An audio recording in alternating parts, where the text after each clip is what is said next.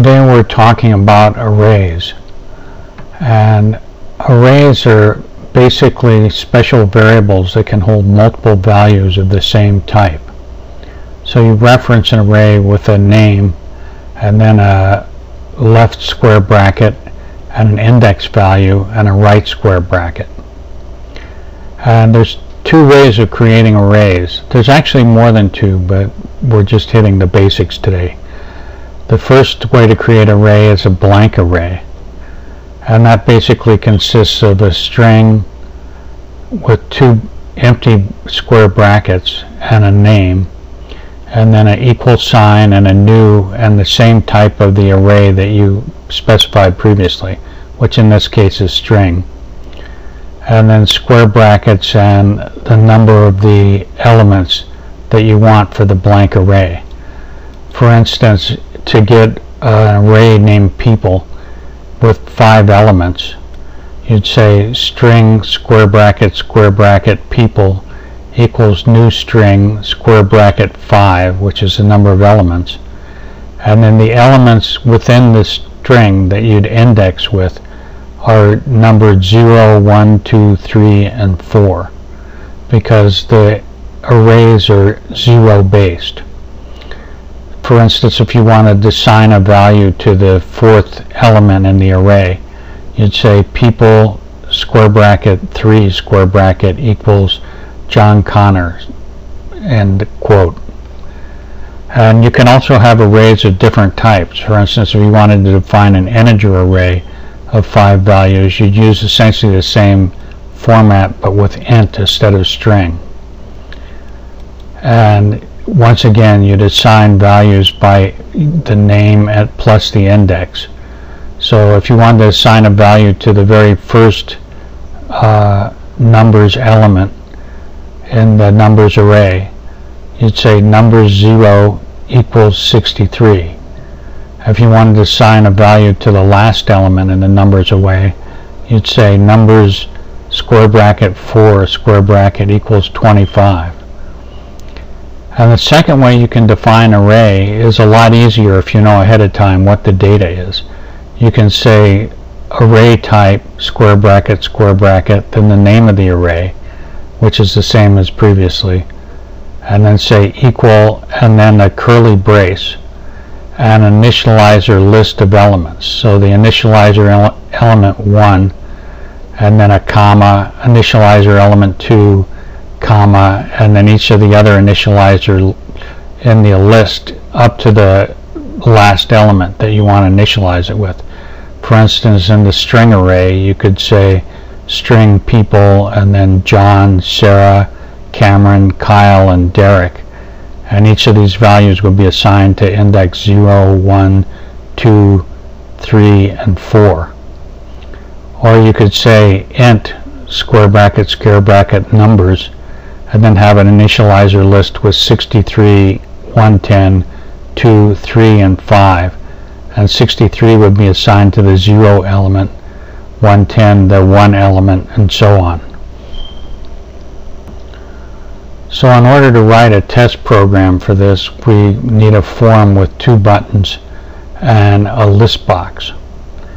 And if you're not familiar with how to add controls like this, I'll actually be covering these in future tutorials, assuming I don't get hit by a truck or something.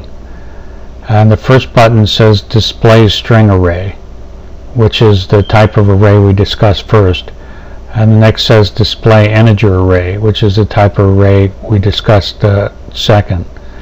So if we look in the code, the event handler for this button, we have a string array defined exactly the way I showed it previously with 5 elements.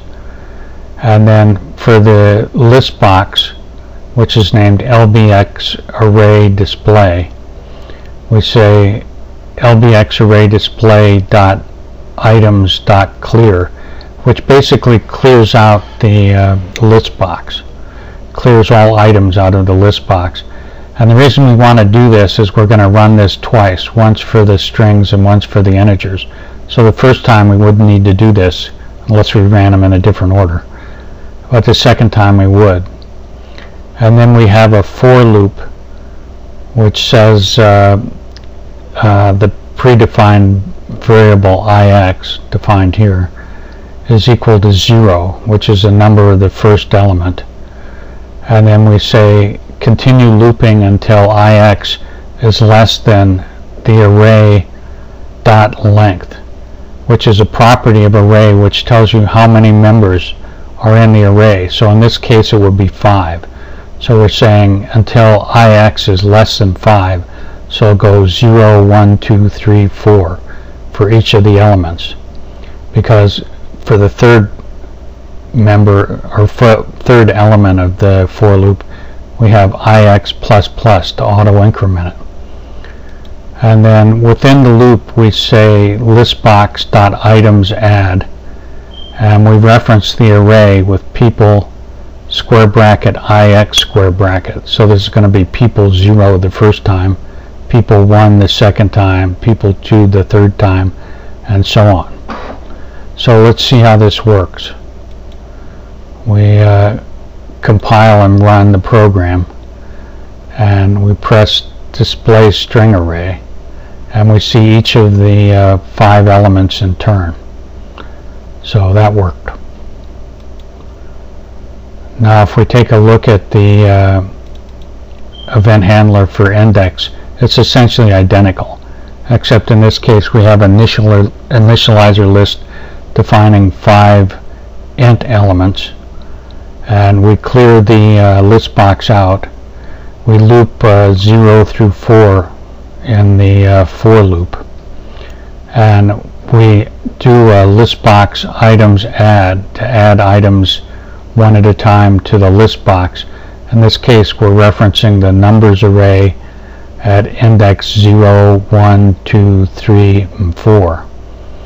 And I thought at first that you'd have to have a numbers square bracket ix square bracket dot toString to translate it to a string in order to display it in the list box. But it turns out the items.add method does that for you, so you don't have to translate it into toString. Items.add will do that for you, which is why we write these test programs, so we can find stuff like that out. So if I run this again, I'm going to move this down and run display string array, we get this string array. And then if I say run display integer array, it clears out this list box and then shows our integer array 1 through 4. Well, I hope you learned a lot from this tutorial, and don't forget to subscribe. I'll see you next tutorial.